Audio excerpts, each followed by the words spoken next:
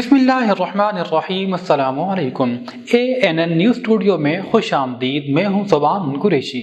खबर नगर के आगाज़ पर आपको आगाह करेंगे मुल्तान से, जहां गवर्नर पंजाब चांसलर मोहम्मद बलीग़ुर रहमान की ज़ेर सदारत बहाउद्दीन ज़किया यूनिवर्सिटी मुल्तान का 18वां कन्वोकेशन मुनक्किद हुआ।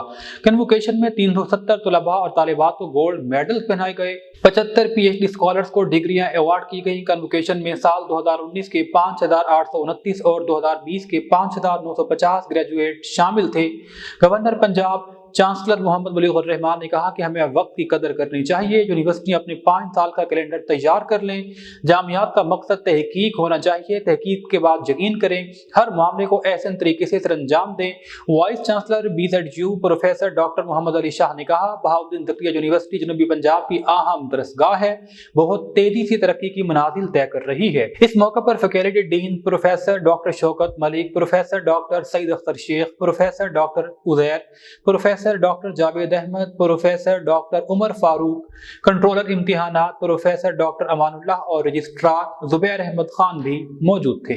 मॉनिटर में रुख करेंगे टोबा टैक्सिंग का, जहां तनवीर खान ने NA 106 टोबा टैक्सिंग में आज़ाद हैसियत से कौमी असम्बली का इलेक्शन लड़ने का ऐलान कर दिया। इस हवाले से उन्होंने ANN न्यूज़ से गुफ्तगू में कहा, अस्सलाम वालेकुम मेरे पाकिस्तानी भाइयों, मैंने ऐलान किया as a member of national assembly कि मैं हल्का 106 से टोबा टैक्सिंग से हिस्सा लूँगा। मेरा मकसद सिर्फ और सिर्फ पाकिस्तानी इकॉनमी को बेहतर करना और एवरेज पाकिस्तानी की ज़िंदगी को बेहतर बनाना है। मैं सिर्फ और सिर्फ इसलिए कर रहा हूँ कि अल्लाह ताला को खुश करूँ, और when I am on my death bed तो अल्लाह सुब्हानहू व तआला को कह सकूँ कि मैंने अपनी तरफ से पूरी कोशिश की थी लोगों की ज़िंदगी बेहतर करने की। अल्लाह सुब्हानहू व तआला ने मुझे नवाजा education skills, so I want to use that for my people, for the good of my people. और मेरा दिल ये चाहता है कि 5 अदारों में पाकिस्तान की खिदमत की जाए। पहली तो पाकिस्तान की इनोवेशन और टेक्नोलॉजी को बेहतर बनाया जाए, और उसकी नई और दूसरे वाली जो है इसका पाकिस्तान इंटरेस्ट को ख़त्म किया जाए। We want to stop foreign debts, so no more foreign debts, no more IMF, and we will only deal with the locals. I know it's when you don't have enough income and you need to pay some expenses, what you gonna do? Go to IMF. But we will figure that part out. We will figure it out how to reduce our expenses. So if we can't figure out how to reduce our expenses, we'll figure out how to increase our income. And there's a way to increase income is instead of making a dalda ghee, we will create industries for the computer chip. Just like Taiwan, it's such a small country, वो हमसे ज़्यादा उनकी economy है। तो उसके बाद सेहत, लोगों की health, that is so bad in Pakistan. मैंने वो एक रिसर्च पढ़ा था जिसमें पाकिस्तान का शुमार दुनिया में से सबसे ज़्यादा डायबिटिक लोगों में है। पाकिस्तान में 30% से ज़्यादा लोग डायबिटिक हैं, और पाकिस्तान पहले नंबर पर है दुनिया में। इसकी वजह क्या है? इज कंपेयर विद नंबर 2, तो नंबर 2 पे आ रहा है जी अपना कुवैत। ओके, कुवैत की तो वजह समझ आती है कि लोग अमीर हैं बहुत, उनके पास पैसा ज़्यादा है, तो इतने एक्टिव नहीं है। लेकिन पाकिस्तान में तो लोग एक्टिव है। पाकिस्तान में तो कोई नहीं बैठा रहता, सुबह से शाम तक घर का काम नहीं खत्म होता औरतों के लिए, तो फिर भी लेकिन डायबिटिक्स बहुत ज़्यादा है उधर। वजह उसकी ये है नाकिस food, bad quality food, and there is no monitoring of quality of food. तो हम उस पे काम करेंगे कि अपना how to give people a natural food. Pakistan के लिए किस तरह अपना फूड को कंट्रोल रखा जाए, फूड की क्वालिटी को कंट्रोल रखा जाए और उसको मॉनिटर किया जाए। उसके बाद दूसरा, पाकिस्तान में दूसरी सबसे तो बीमारी है हेपेटाइटिस की। हर दूसरे बंदे को हेपेटाइटिस है। तो जब लोग इतने गरीब इतने बीमार, तो कैसे वो काम करेंगे और कैसे वो अपने मुल्क की इकोनॉमी को बेहतर करेंगे? So people makes the country. और तीसरा, करप्शन प्रेवलेंट। पाकिस्तान में corruption Pakistan is known for corruption. اس کی وجہ کیا ہے؟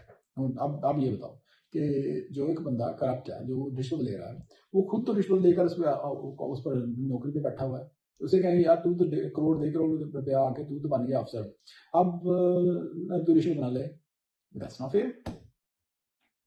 So what you do with that in this case, my understanding is کہ ہم ان کی تنخواہیں زیادہ کریں اور اس معیار کے حساب سے ان کو نوکری پہ لگائیں.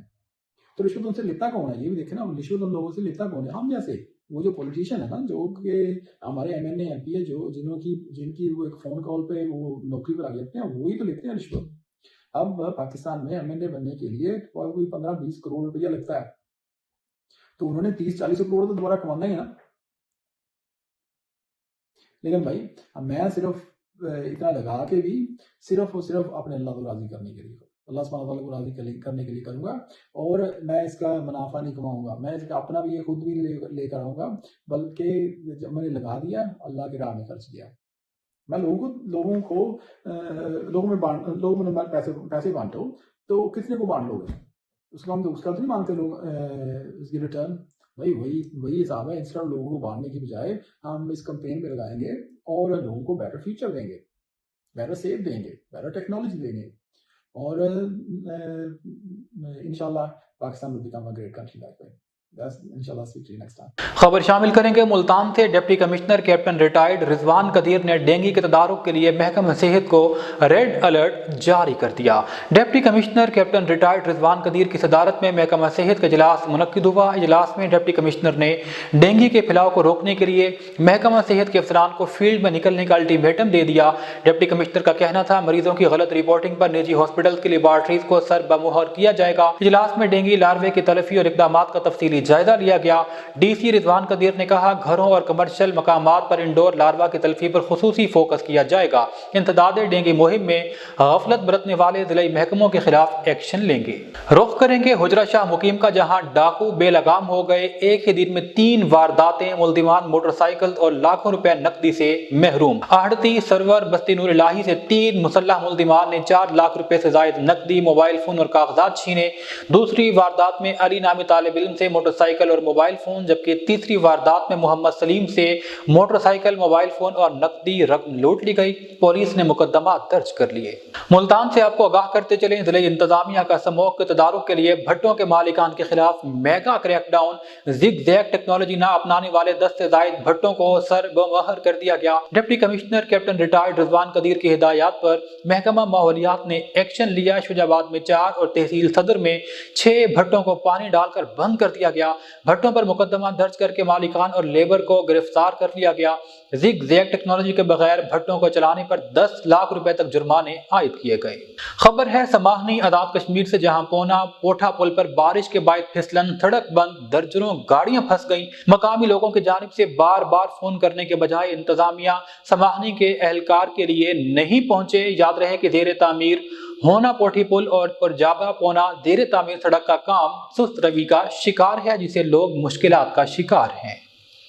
مولیٹن میں رخ کریں گے ملتان کا, جہاں یونیسیف کی جانب سے نجی ہوٹل میں محکمہ سوشل پنجاب کے مختلف اضلاع کے افسران کی 2 روزہ child rights capacity building training workshop کا اہتمام کیا گیا. Director general social welfare Punjab Mudassar Riaz Malik نے کہا کیپیسٹی بلڈنگ ٹریننگ کروانے کا بنیادی مقصد افسران کی کارکردگی میں مزید بہتر لانا ہے. افسران میں پروفیشنلزم اور کوآپریشن کی صلاحیت یوں پیدا ہوگی. ٹریننگ میں اسلان بٹ, حبیب اصغر, ڈاکٹر حسن غفور, نعیمہ خان, سجاد حیدر, اظہر یوسف, عزیر احمد, شادیہ نواز, محمد اصغر, محمد علی, ثناء اللہ, عامر بٹ, متین بلال, عامر شاہ اور دیگر نے شرکت کی. سیشن کے اختتام پر ڈائریکٹر جنرل مدثر ریاض ملک کی جانب سے سرٹیفکیٹس بھی تقسیم کیے گئے. خبر شامل کریں گے خان گڑھ سے, جہاں سابق وفاقی وزیر نواب زادہ افتخار احمد خان کی کاوشوں سے 27 کروڑ روپے کی خطیر رقم سے سیوریج اور کنکریٹ روڈ کی تعمیر کی جائے گی. سابق وفاقی وزیر نے بتایا کہ نواب زادہ خاندان نے ہمیشہ انتقامی سیاست کے بجائے تعمیری اور مثبت سیاست کو فروغ دیا. علاقائی مسائل کا حل ان کی اولین ترجیح ہے. سابقہ روایات کو برقرار رکھتے ہوئے گزشتہ دور میں Benazir income support programme office, وابڈا ریونیو آفس, پاسپورٹ آفس اور دیگر مقامات اور اسکولوں کی اپگریڈیشن کے علاوہ عوام کی سہولت کے لیے متعدد بجلی کے فیڈرز کا قیام عمل میں لایا گیا۔ نواب زادہ افتخار احمد خان کی کاوی سے کنکریٹ روڈ اور سیویج لائن کی باقاعدہ تعمیر کا کام 27 کروڑ روپے کی خطیر رقم سے شروع کروا دیا۔ انشاءاللہ منتخب ہو کر عوامی خدمت کا سفر آگے بھی جاری رہے گا۔ نیوز اسٹوڈیو سے فی الوقت اتنا ہی۔ مزید خبروں اور اپڈیٹس کے لیے دیکھتے رہیے ANN نیوز۔